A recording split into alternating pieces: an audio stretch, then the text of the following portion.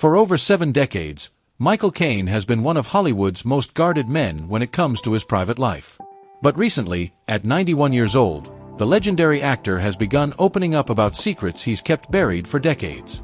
Secrets about his closest friend, Sean Connery, that could change everything you thought you knew about the man who defined James Bond. After 4 years of silence following Connery's death, Caine is finally ready to set the record straight about the rumors, the controversies, and the real Sean Connery that the world never got to see. What he's revealing now is both shocking and deeply moving, painting a picture of friendship, loyalty, and a man who was far more complex than his iconic roles ever suggested. In July 2024, Michael Caine posted something unusual on social media. A simple message, "My friend Sean Connery," accompanied by a photograph that hadn't been seen publicly before. For most people, this might seem like a routine tribute. But for those who know Caine's intensely private nature, it was a signal. A signal that he was finally ready to break his silence about the man who had been his closest friend for over 60 years. The Bond Beyond Bond. The story begins in 1954, not in the glamorous world of Hollywood, but in a cramped theater space in Manchester during the Christmas production of South Pacific. Sean Connery was just Thomas Sean Connery then, a tall, imposing Scotsman trying to make his way as a chorus boy. Michael Caine was Maurice Micklewhite, a young working-class Londoner with dreams bigger than his circumstances. When they first shook hands backstage, neither could have imagined they were meeting their future best friend, or that their friendship would become one of Hollywood's most enduring and secretive bonds. What drew them together wasn't ambition or networking, it was recognition. They saw something in each other that would prove prophetic, two men who would never let fame change who they fundamentally were. Caine recently described their first meeting, "We were both pretending we weren't as hungry as we actually were, and we were both failing miserably at it." This honesty, this inability to maintain facades with each other, would become the foundation of everything that followed. Their early friendship was forged in the trenches of struggling actor life. They shared cheap meals, cheaper lodgings, and the kind of dreams that seemed impossible for two men from their backgrounds. Connery was sleeping on floors and taking any work he could find, while Caine was working construction jobs between auditions. They understood each other's desperation and determination in a way that no one else could. What made their bond unique was how they supported each other without competition. When Connery landed the role of James Bond in 1962, transforming overnight from a struggling actor to an international superstar, Caine was genuinely thrilled. There was no jealousy, no resentment. Instead, there was something much rarer in Hollywood: pure joy for a friend's success. Caine understood better than anyone what that moment meant for the boy from Edinburgh who had polished coffins to pay rent. Behind the glamour. By the mid-1960s, both men were navigating the strange new world of international stardom, but they remained anchored to each other and to their working-class roots. What the public didn't know was how they used their friendship as a sanctuary from the pressures and absurdities of fame. They developed what Caine calls the reality check system, a pact to keep each other grounded no matter how inflated the world tried to make them feel. Caine reveals that Connery struggled deeply with the loss of privacy that came with Bond mania. Sean was fundamentally a very private person who had been turned into the most public man in the world overnight, Caine explains. He didn't know how to handle it, and frankly, neither did I when my turn came. We had to figure it out together. They developed strategies for maintaining their sanity, secret getaways, coded communications with each other, and most importantly, complete honesty about their struggles. One of the most telling stories Caine shares involves a night in London in 1967. Connery had just finished filming You Only Live Twice, and was emotionally exhausted from the grueling publicity tour. He showed up at Caine's flat unannounced at 2 a.m., still in his tuxedo from a premiere, looking completely defeated. He sat on my couch and said, "Michael, I don't know who I am anymore. When I look in the mirror, I see James Bond staring back at me, and I hate him." They spent the night talking, not about fame or fortune, but about their childhoods, their fathers, and who they wanted to be when all of this was over. This vulnerability was something Connery rarely showed anyone else. The public saw the confident, unflappable secret agent, but Caine saw a man wrestling with the psychological toll of being trapped in an image that was both blessing and curse. Sean was much more sensitive than people realized, Caine reflects. He felt things deeply, especially criticism and the constant invasion of his privacy. He just got very good at not showing it. The untold stories. For decades, Michael Caine has deflected questions about the wilder aspects of his friendship with Sean Connery. But recently, he's begun sharing stories that reveal a different side of both men. These aren't tales of Hollywood debauchery, but rather stories that show the genuine affection, loyalty, and occasional mischief that characterize their relationship. One story that Caine has only recently begun telling publicly involves an incident in 1975 during the filming of The Man Who Would Be King in Morocco. The two friends were staying at the same hotel, and Connery had been struggling with the intense heat and demanding physical requirements of the role. One evening, a group of local men made derogatory comments about British actors playing dress-up within earshot of both men at the hotel bar. According to Caine, Connery's response was swift and definitive. Without saying a word, he stood up, walked over to the group, and in his calm, measured voice said, "Gentlemen, I think there's been a misunderstanding. We're Scottish and English actors playing dress-up, and we're quite good at it." The situation could have escalated, but Connery's confidence and humor diffused the tension completely. That was pure Sean, Caine remembers. He could command respect without raising his voice or making threats. It was something I always admired about him. Another story involves their famous golf games, which became legendary among their Hollywood circle. Caine admits that Connery was a much better golfer but would deliberately make bad shots to keep their games competitive. "I didn't realize it for years," Caine laughs. "I thought I was getting better, but Sean was just letting me win enough games to keep me interested. When I finally figured it out, I confronted him, and he just smiled and said, 'Michael, friendship is more important than winning.' That was Sean. He understood what really mattered." But perhaps the most revealing story Caine tells is about Connery's relationship with his own fame. In the late 1980s, when both men were well-established stars, they were dining at an exclusive London restaurant when a young fan approached their table. Instead of asking for autographs, the boy simply wanted to thank Connery for inspiring him to pursue acting. Connery not only signed an autograph but spent 20 minutes talking to the boy about the craft, the business, and the importance of staying true to yourself. After the boy left, Caine watched Connery sit quietly for several minutes before saying, "That's why it's all worth it, Michael. Not the money, not the fame, but knowing that maybe something you did mattered to someone." It was a side of Sean Connery that the public rarely saw, but that defined who he really was underneath the celebrity persona. The protective friend. Throughout Sean Connery's career, whenever controversies arose or rumors swirled, Michael Caine was there as a protective friend, often working behind the scenes to set records straight or simply provide support. This protective instinct became most evident during the later years of Connery's life when speculation about his health and personal life began to circulate in the media. In 2013, when rumors began circulating that Connery was suffering from Alzheimer's disease, it was Michael Caine who stepped forward to publicly deny these claims. In an interview with a German newspaper, Caine was quoted as calling the rumors just nonsense and defending his friend's dignity. But what the public didn't know was the full extent of Caine's efforts to protect Connery's privacy during this period. Caine reveals that he had been in regular contact with Connery throughout this time and was aware that while his friend was aging, the reports of severe cognitive decline were greatly exaggerated.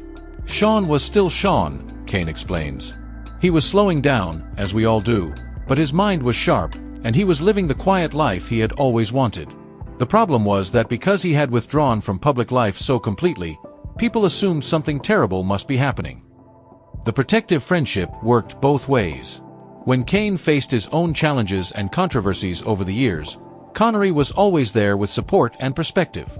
During a particularly difficult period in the 1980s when Caine was struggling with personal issues, Connery flew to London specifically to spend time with his friend. "He didn't try to fix everything or give me advice I didn't want to hear," Caine remembers. "He just showed up and reminded me who I was before all of this happened." This mutual protection extended to their professional lives as well. When either man was considering a role or dealing with difficult producers, they would consult each other. Caine admits that Connery talked him out of several films that would have been disasters for his career, and he did the same for Connery. "We were each other's bullshit detectors," Caine says. "In a business full of people telling you what you want to hear, having someone who will tell you the truth is invaluable." The man behind the myth. Perhaps the most important revelations Caine shares are about Sean Connery the man, separate from Sean Connery the legend. These stories paint a picture of someone far more complex, generous, and human than the tough guy image that dominated his public persona. Caine describes Connery as someone who was deeply affected by the struggles of others, particularly those from working-class backgrounds similar to his own. Sean never forgot where he came from, Caine explains. He would go out of his way to help crew members, young actors, anyone who reminded him of himself when he was starting out. But he did it quietly, without publicity or fanfare. One example Caine shares involves a young stuntman who was seriously injured during the filming of one of Connery's later movies. When the stuntman's family faced financial difficulties due to medical bills, Connery quietly arranged to cover all expenses and continued to provide support until the man could return to work. The family never knew where the help was coming from until years later. Caine also reveals Connery's deep love of learning and culture, aspects of his personality that were often overshadowed by his action hero image. Sean was one of the most well-read people I've ever known, Caine says. He could discuss literature, history, politics, art. He was genuinely curious about everything. People saw the tough exterior and assumed that's all there was, but there was this incredibly rich inner life that he shared with very few people. This intellectual curiosity extended to Connery's approach to his craft. Despite his later public statements about disliking the James Bond role, Caine reveals that Connery took every role seriously and approached each character with genuine thought and preparation. He may have grown tired of Bond, but he never phoned in a performance, Caine notes. Even in his last films, when he was clearly ready to retire, he brought everything he had to every scene. Caine also addresses some of the more controversial aspects of Connery's public statements over the years, particularly regarding his comments about relationships and women. Sean came from a different generation and sometimes expressed himself in ways that don't sound good today, Caine acknowledges. But the man I knew for 60 years was never the person those quotes made him seem to be. He was respectful, loving with his family, and supportive of the women in his life. Sometimes public statements don't capture the full complexity of a person. The final years. Sean Connery's decision to retire from acting in 2003 after the disaster of The League of Extraordinary Gentlemen was not surprising to Michael Caine. Sean had been talking about retirement for years, Caine explains. He was tired of the business side of the industry, the politics, the compromises. He wanted to paint, play golf, and spend time with Micheline in the Bahamas. It wasn't a bitter retirement, it was a conscious choice to live the life he really wanted. During Connery's retirement years, the friendship between the two men continued through regular phone calls, letters, and occasional visits. Caine describes this period as perhaps the happiest time of Connery's adult life. He had found peace, Caine reflects. He was painting every day, reading voraciously, and enjoying a quiet domestic life that he had never really been able to have during his career. The last conversation between the two friends took place just a few months before Connery's death in October 2020. According to Caine, they talked for over an hour about their grandchildren, about books they were reading, and about their shared memories from over 6 decades of friendship. Sean sounded content, Caine remembers. He wasn't dwelling on the past or worrying about the future. He was present in his life in a way that I had rarely seen him before. When Connery passed away peacefully in his sleep at age 90, Caine was among the first to be notified. His initial public statement was brief: Sean Connery, a great star, brilliant actor and a wonderful friend. The man who would be king was the king. But privately, Caine admits the loss was devastating. You don't lose a friend of 60 years without it changing you, he says. Sean was the last connection I had to the person I was before all of this happened. With him gone, I'm the only one left who remembers those early days, those dreams we shared. The legacy lives on. Now, at 91, Michael Caine feels a responsibility to ensure that Sean Connery is remembered not just as James Bond or as a movie star, but as the complex, generous, and fundamentally decent human being that he knew. This is why he's chosen to break his silence about their friendship and share stories that he kept private for decades. Sean would probably be annoyed with me for talking about him so much, Caine admits with a laugh. He always preferred privacy. But I think it's important that people understand who he really was. The movies will preserve his professional legacy, but someone needs to preserve the memory of the man. Caine is particularly concerned about ensuring that the more controversial aspects of Connery's public persona don't overshadow his actual character. Every public figure has said things they regret or expressed themselves poorly, Caine argues. But I spent 60 years with Sean, through good times and bad, and I can tell you that he was a good man who cared deeply about the people in his life. That's the legacy I want people to remember.